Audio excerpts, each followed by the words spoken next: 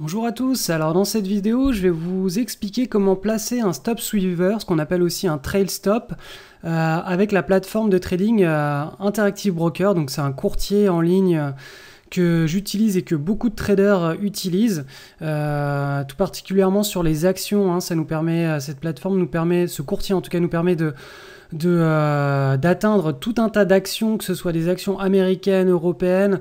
Les frais de courtage sont réduits et surtout elles sont la plupart du temps listées, ce qui n'est pas le cas sur une majorité de courtiers français ou européens.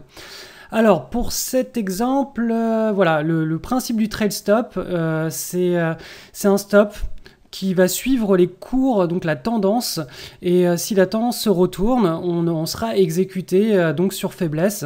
Alors là, je vous ai mis en avant le titre ODC, donc on a une belle base.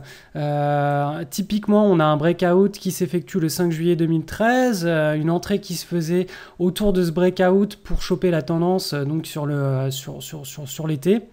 Le stop loss, moi je l'avais mis à peu près ici autour de 27,06. Donc l'idée c'est qu'une fois qu'on a des creux qui sont proprement dessinés avec des nouveaux plus hauts, on peut déplacer ce stop loss et le monter en dessous du dernier creux à chaque fois qu'un nouveau plus haut se fait. Alors à partir du moment où on décale ce stop loss, on appelle ça un trail stop ou un stop suiveur. Donc je vais vous montrer concrètement comment ça s'organise directement sur la plateforme pour passer ces trades d'Interactive Broker qui s'appelle Workstation. Alors, pour vous présenter comment placer les ordres directement sur le Workstation de Interactive Broker, je vais vous présenter XR parce que sur ODC j'ai déjà des positions en cours dessus, donc ça va pas être visuellement très facile à comprendre, alors que XR j'ai pas de position, donc je vais vous faire l'exemple sur XR. Alors XR, on a une belle base, voilà, ce qu'on appelle une tasse et anse chartiste, avec une cassure qui s'effectuait le 12 juillet, un stop qu'on pouvait placer sous le dernier creux autour de 10,75 $, et un premier trade stop qu'on pouvait placer après le 24 juillet en dessous de 12 $ et 10. Donc, alors l'idée donc là c'est qu'on a un nouveau plus haut avec un petit creux qui était assez propre juste avant.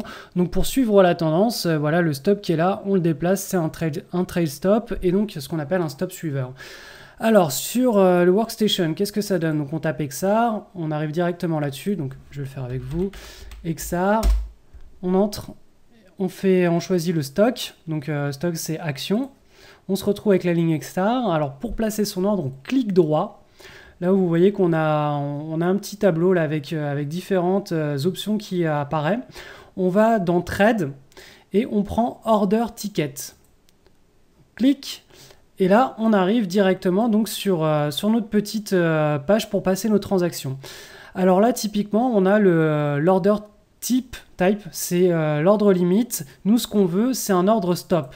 L'ordre stop, ça signifie que si ça dépasse, si ça passe en dessous d'un certain niveau, qu'on soit devant nos écrans ou pas, l'ordre va être exécuté par notre courtier et donc il va nous sortir de notre position. Donc là, par exemple, le premier ordre, on l'aurait mis à 10,75 $. Donc on aurait mis sale, donc vente, puisqu'on est placé à l'achat et qu'on veut revendre notre position si ça se passe pas bien. Sale, la quantité, donc là on garde par défaut 100, mais ça dépend du niveau de risque et de la taille de votre portefeuille. Et on met donc 10,75. Là on clique sur Create plus Transmit Order. Hop, l'ordre, il nous réclame la validation. La validation est passée. Là, vous voyez que donc, si on est entré en position là le 12 juillet, on a pu placer notre ordre sur le marché. Et si 10,75 $ est cassé à la baisse, eh ben, on se fait sortir automatiquement. Alors, pour transformer ce stop loss, cet ordre stop, en un ordre trade stop, donc stop suiveur, tout ce qu'on a à faire, c'est à cliquer sur cette valeur et à l'éditer. Donc là, vous voyez qu'on le veut à 12,10.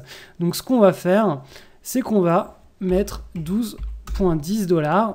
On clique sur Update.